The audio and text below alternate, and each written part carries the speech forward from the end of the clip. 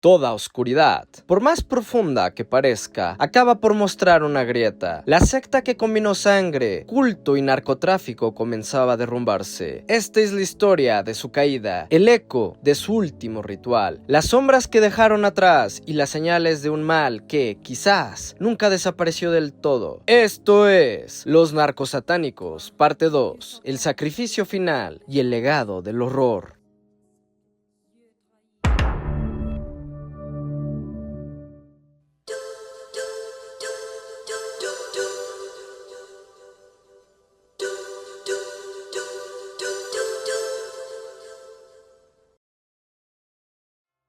¿Qué onda, Red Cliganeros? ¿Cómo están? En la primera parte de este video recorrimos los cimientos de una secta que mezcló fe torcida, violencia y poder. Pero hoy entraremos en el momento en el que todo empezó a desmoronarse. Revelaremos los últimos rituales, las traiciones y el cerco que se cerró y los ecos que aún retumban en las sombras de este país. Porque hay historias que no terminan con la justicia, sino con un silencio incómodo. Acompáñanos en la caída de los narcosatánicos.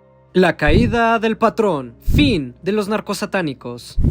Toda figura que se cree invencible termina por escuchar el eco de su propia ruina, y todo culto que se alimenta de la muerte termina siendo devorada por ella misma. Tras el descubrimiento de los cuerpos en el rancho de Santa Elena, las autoridades mexicanas comprendieron que no se trataba de un simple caso de secuestro, era una organización criminal con una estructura espiritual, ritualista y profundamente violenta. La presión internacional se intensificó, especialmente por el asesinato del estudiante estadounidense Mark Kilroy. Esto obligó a las fuerzas del orden a actuar con una rapidez inusual, lo que siguió una cacería a contrarreloj para encontrar al padrino del horror, Adolfo de Jesús Constanzo. Durante semanas, el líder del culto y algunos de sus más cercanos, incluyendo a Sara Aldrete, lograron esconderse en la Ciudad de México, refugiados en un departamento de la colonia Cuauhtémoc. Desde allí, observaban el caos que habían dejado atrás, como profetas destruidos por su propia profecía. Pero incluso los demonios tienen fecha de caducidad,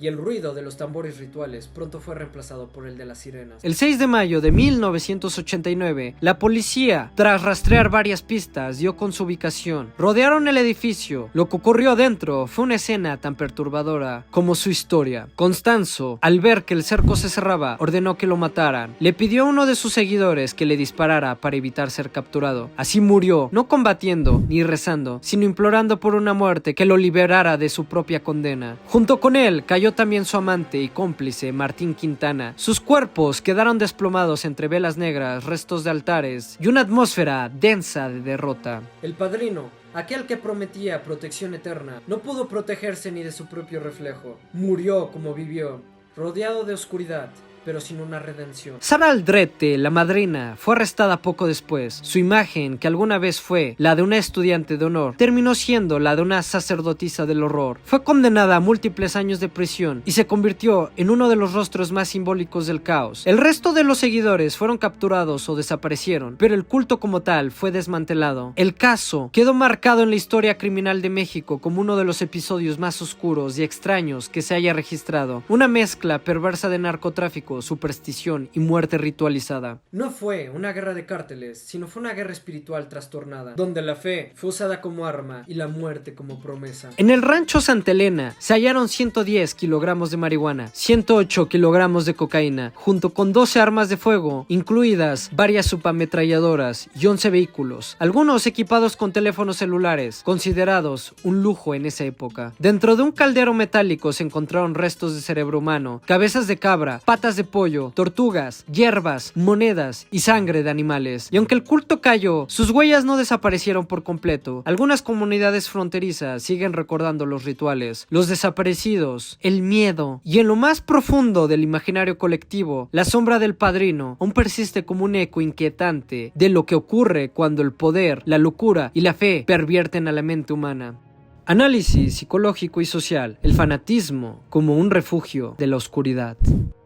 Hay crímenes que se entienden por necesidad y hay otros que solo se pueden explicar mirando las grietas más profundas del alma humana. El caso de los narcos satánicos no fue solo una historia de muerte, fue una radiografía del delirio colectivo, de la seta espiritual pervertida y del poder absoluto corrompiendo cada rincón de la mente. Los miembros de la secta no eran psicópatas ni monstruos en el sentido clásico. Muchos eran jóvenes, personas comunes, atrapadas entre la pobreza, el miedo y la desesperanza. Constanzo supo identificar eso, personas vacías en busca de propósito, y les ofreció uno, les dio pertenencia, sentido de familia, una estructura, aunque fuera en torno al sacrificio y la muerte. Cuando el mundo no ofrece un futuro, hasta lo impensable puede parecer algo lógico. Cuando no hay Dios que responda, cualquier Dios que hable, aunque este sea con sangre, se convierte en guía. En el ecosistema del crimen organizado, la muerte es rutina, pero Constanzo introdujo un nuevo lenguaje, el de la trascendencia a través del sacrificio. La figura del narco ya no era solo la del sicario armado, sino la del guerrero espiritual, el protegido por fuerzas místicas. Esta narrativa le dio al crimen una aura sagrada. Mataban, no solo para ganar, sino para fortalecer un pacto invisible con entidades oscuras. Esa idea le dio al narco una dimensión religiosa casi apocalíptica. Constanzo operaba como un líder sectario clásico, carismático, controlador, impredecible. Aislaba a sus seguidores, redefinía sus valores morales y los enfrentaba al mundo exterior como enemigos. Prometía protección absoluta y esa promesa, en un contexto de violencia constante, era más que seductora, era salvación. Para quienes vivían con miedo, el verdadero poder no está en el arma, sino en la ilusión de que alguien los protegerá del caos, aunque sea al precio de la humanidad. Este culto no surgió en el vacío, fue producto de una sociedad quebrantada, donde la educación falló, donde la religión institucional ya no alcanzaba y donde el Estado brillaba por su ausencia. La mezcla entre la violencia estructural, desigualdad, impunidad y sed de poder creó el terror perfecto para que surgiera un culto como este. Un fenómeno tan extremo solo puede nacer cuando lo normal ya no satisface ni protege. Porque en los márgenes de la sociedad donde la justicia no llega y la fe se marchita, florecen los dioses rotos y con ellos sus sacrificios.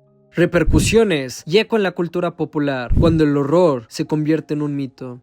Algunas historias no terminan con las muertes de sus protagonistas, sino que se fragmentan en murmullos, en leyendas urbanas, en ficciones que se aferran a la memoria colectiva como cicatrices abiertas. Así como ocurrió con los narcos satánicos, su culto murió, pero no sus sombras. Tras el escándalo mediático, el caso de los narcos satánicos trascendió el crimen policial para convertirse en un fenómeno cultural, una referencia obligada cuando se habla del vínculo entre lo esotérico y el narcotráfico. Su historia fue cubierta por noticieros de todo el mundo, documentales, reportajes, libros y hasta adaptaciones en cine y televisión. Se convirtió en una especie de mitología contemporánea, la imagen del narco protegido por fuerzas oscuras, del brujo que garantiza éxito en los negocios sangrientos, del culto secreto que realiza rituales en lo profundo del desierto o la selva. Todo eso se fue entrelazando con la creciente estética del narco en la cultura popular. Medios sensacionalistas y programas de crímenes reales explotaron el caos hasta vaciarlo de significado, reduciéndolo muchas veces a una simple historia de satanismo o locura individual. Se volvió espectáculo, se volvió morbo. La palabra narcosatánico comenzó a ser utilizada para referirse a cualquier hecho criminal con tintes rituales, incluso sin relación con el caso original. El horror se convirtió en entretenimiento y el delirio en mercancía cultural. El caso inspiró capítulos de series como Crímenes que estremecieron a México, y muchas películas han tomado elementos de la figura de Constanzo. El brujo narco, la mujer cómplice, el rancho de los sacrificios y el culto clandestino. Incluso el cine de terror y el género del narco horror han encontrado en esta historia un punto de partida para explorar los límites entre lo espiritual y lo criminal. Inclusive también se realizó una serie en HBO Max llamada La Narcosatánica, estrenada en el 2023. Ofrece una mirada intensa y en primera persona al caso de los narcosatánicos, centrada en el relato de Sara Aldrete, también conocida como La Madrina. El culto también dejó huellas en el imaginario del narco. Hoy aún persisten las creencias en rituales de protección limpias, altares, veladoras y deidades sincréticas como la de la Santa Muerte o figuras de poder oscuro. Aunque no tienen relación directa con Constanzo, la noción de un poder místico que protege al criminal sigue presente en ciertos sectores del narcotráfico mexicano y latinoamericano. La figura del narco brujo no murió, solamente se transformó, y en muchos rincones aún se escucha su eco entre rezos distorsionados y velas encendidas en la penumbra. Más allá del entretenimiento, momento, el caso de los narcosatánicos dejó una marca profunda en el discurso sobre el mal en México. Un mal que no solo mata, sino que promete redención, que se disfraza de fe y que encuentra terreno fértil donde hay abandono. Porque el verdadero peligro como tal no fue el culto, sino más bien lo que permitió nacer. Una sociedad sin miedo, sin fe, sin justicia. Un campo fértil para que lo impensable florezca y se vuelva tradición. Los narcosatánicos no fueron un simple caso policial, sino fueron el reflejo distorsionado de un país herido. Fueron el eco de una sociedad donde la fe se quebró, donde la violencia dejó de ser castigo y se volvió ritual, donde la necesidad de pertenecer llevó a muchos a abrazar la oscuridad con los ojos cerrados. Adolfo Constanzo ofreció a sus seguidores algo más que protección. Les dio un propósito envenenado, sí, pero propósito al fin. Y ese es el verdadero terror, que hay quienes, ante el abandono, el miedo y la desesperanza, pueden llegar a encontrar sentido en la sangre. Porque cuando el sistema falla, el vacío se llena con lo que haya, con dioses falsos, con promesas torcidas, con líderes que no guían, sino que hunden. Este caso nos recuerda que el mal no siempre se presenta con colmillos, a veces viene vestido de salvador, promete éxito, poder, trascendencia y se lleva el alma en silencio. Nos obliga a preguntarnos qué tan frágil es nuestra fe, qué tan fácil es corromper al espíritu cuando la sociedad deja de ofrecer sentido, justicia o compasión. Los narcosatánicos ya no existen, pero los vacíos que los hicieron posibles siguen aquí. Y mientras existan, el horror siempre encontrará una forma nueva de nacer. Y si llegaste hasta aquí, muchas gracias por atreverte a ver de frente una de las historias más oscuras de nuestro país. Si te gustó este video y quieres seguir explorando las zonas más oscuras de nuestra historia, no olvides darle like, suscribirte, dejar un comentario y compartir. ¿Y tú qué piensas de este caso? ¿Crees que algo así podría ocurrir de nuevo? Porque solo enfrentando las sombras podemos entender la luz. He hablado Red Clegane y nos vemos en el próximo viaje hacia lo desconocido. No olvides adquirir tu hidromiel, cualquiera de las hidromieles que adquieras, estoy seguro de que te ayudará mucho a disfrutar estos videos de una mejor manera. Prueba la bebida de los dioses, Bodenheim.